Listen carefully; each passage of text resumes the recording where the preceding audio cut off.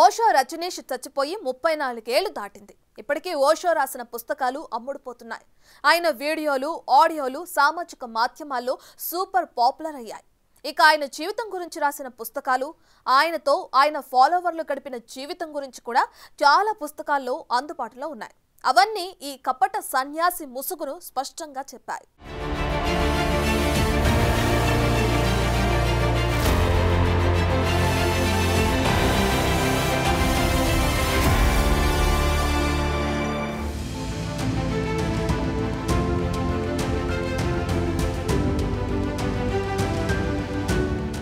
ఓషో అంటే తనను తాను సముద్రంలోకి కలుపుకున్నవాడని అర్థం. మరి ఆ పేరు ఎందుకు పెట్టుకున్నాడో తెలియదు కానీ అతడి అసలు పేరు చంద్రమోహన్ జైన్. 1931 డిసెంబర్ 11న మధ్యప్రదేశ్లో ఆయన జన్మించాడు. సాంప్రదాయాలు, తాత్విక చింతనలు, మతం అనే వాటిని అస్సలు ప్రచారం చేయలేదు కాబట్టే ప్రపంచవ్యాప్తంగా ప్రజలు ఓషో పైన ఆసక్తి కనపరిచేవారు. The luminous rebel life story of maverick mystic అనే పేరుతో ఓషో జీవిత కథను వసంత్ జోషి రాశారు. 1951లో బిఏ పాస్ అయిన తర్వాత ఫిలాసఫీలో ఉన్నత విద్యను అభ్యసించాడు. చిన్నప్పటి నుంచి రజనీష్ అడిగే ప్రశ్నలకు అందరూ విసిగిపోయేవారు. ఇక 1957లో ఓ సంస్కృత విశ్వవిద్యాలయంలో ప్రొఫెసర్గా ఉద్యోగం ప్రారంభించాడు. తన మాట తీరుతో అందరినీ ఆకర్షించే రజనీష్ చాలా మందికి అభిమాన గురువయ్యాడు. తన పేరు ప్రసిద్ధి చెందింది. ఓ ఆధ్యాత్మిక గురువుగా భారతదేశమంతా పర్యటించడం మొదలుపెట్టాడు. రాజకీయాలు, మతం, సెక్స్ గురించి రజనీష్ చేసే ప్రసంగాలు అప్పటి నుండి వివాదాస్పదమయ్యేవి. ఈ వివాదాలే రజనీష్ కి అభిమానుల్ని పెంచింది. కొన్ని రోజుల తర్వాత రజనీష్ తన ఉద్యోగానికి రాజీనామా చేసి పూర్తి స్థాయి ఆధ్యాత్మిక గురువుగా అవతారమెత్తాడు. 1969లో ముంబైలో తన ప్రధాన కార్యాలయాన్ని ఏర్పాటు చేశాడు.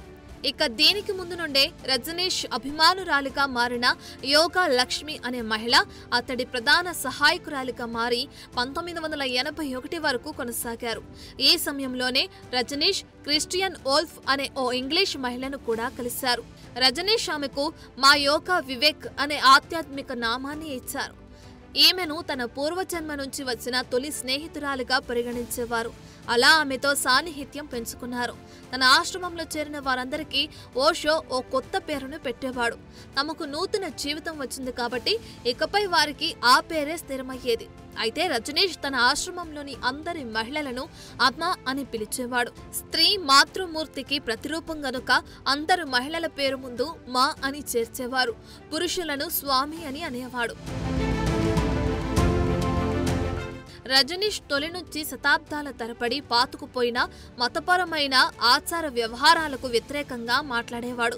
ఓ ఆధ్యాత్మిక గురువుగా వ్యవస్థీకృత మతం ప్రజలలో ఆధ్యాత్మిక జ్ఞానాన్ని కలిగించడానికి బదులుగా విభజన సాధనంగా మారిందని ఓషో నమ్మేవాడు.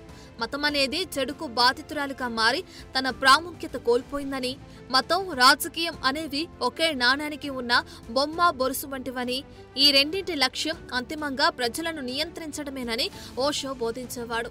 ఇక పాశ్చాత్య ఫిలాసఫీలోని సమన్వయాన్ని, సిగ్మండ్ ఫ్రాయిడ్ సైకాలజీలని వివరించేవాడు.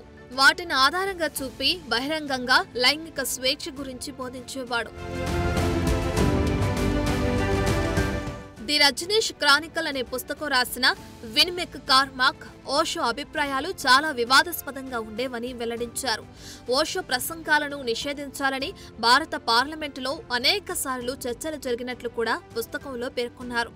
అయితే 1972 నుండి రజనీష్ బోధలకు విదేశీ పర్యాటకులు రావటం మొదలైంది. రజనీష్ ను ఎవరు కలవాలనే విషయంపై ఆయన కార్యదర్శి లక్ష్మి జాగ్రత్తగా ఉండేవారు. ముందుగా వారందరినీ డైనమిక్ మెడిటేషన్ లో పాల్గొనమని కోరేవారు. తర్వాత వారు ఓషోను కలిసేవారు. ముంబై నుండి పూణేకు మకాం మార్చిన ఓషో ఆశ్రమంలో అనేక థెరపీలు ఇవ్వటం మొదలైంది. దీంతో డబ్బు ప్రవాహంలో వచ్చిపడేది. ఈ థెరపీలన్నిటిలోనూ సెక్స్ థెరపీ చాలా ముఖ్యమైంది. ఇందులో ఎలాంటి సంశయాలు లేకుండా లైంగికతను ఆమోదించేవారు. లైంగిక విషయాలలో నైతికతను, కట్టుబాట్లను ఇక్కడ చోటు లేదు. అలాగే భారతీయులకు కూడా ఈ థెరపీలో చోటు ఇచ్చేవారు కాదు.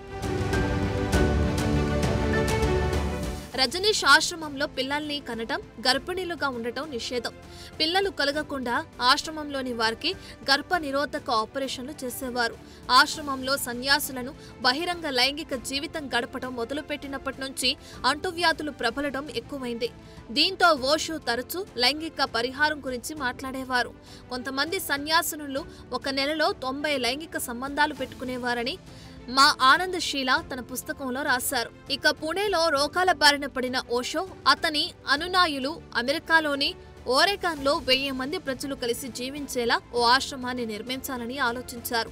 1981 మే 31న తన కొత్త ఆశ్రమంలో నివసించడానికి అమెరికా వెళ్లాడు.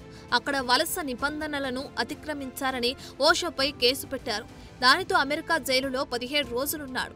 జైలు నుంచి విడుదలయ్యాక అమెరికాను వదిలిపెట్టడానికి నిర్ణయించుకున్నాడు.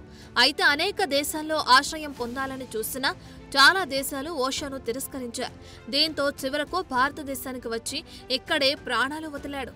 అప్పట్నుంచి ఓషో ముసుగును తొలగించే అనేక పుస్తకాలు, చర్చలు వచ్చాయి.